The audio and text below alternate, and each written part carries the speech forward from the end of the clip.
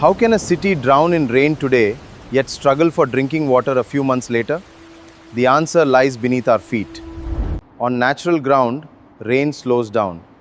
Soil absorbs it, plants hold it, and some travels deeper to recharge our groundwater.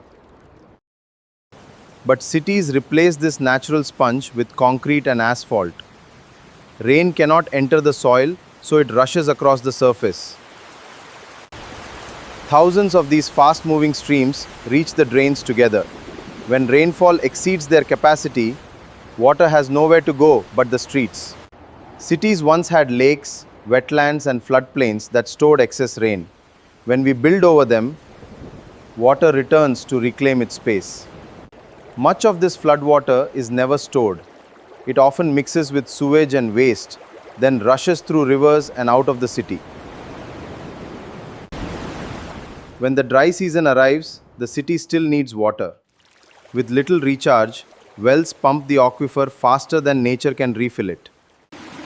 In some cities, excessive pumping compresses the ground itself. Roads crack, buildings sink, and the land may never fully recover.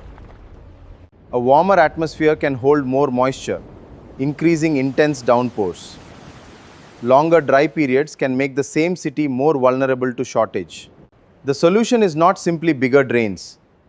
A water-sensitive city must slow the rain, store it, clean it, and let it soak underground. A single roof can become a catchment.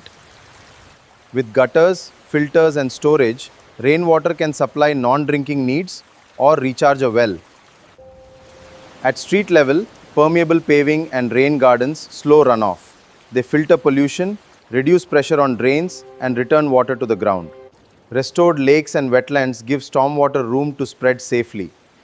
They reduce flood peaks, support wildlife, and store water for drier months. Rain alone is not enough.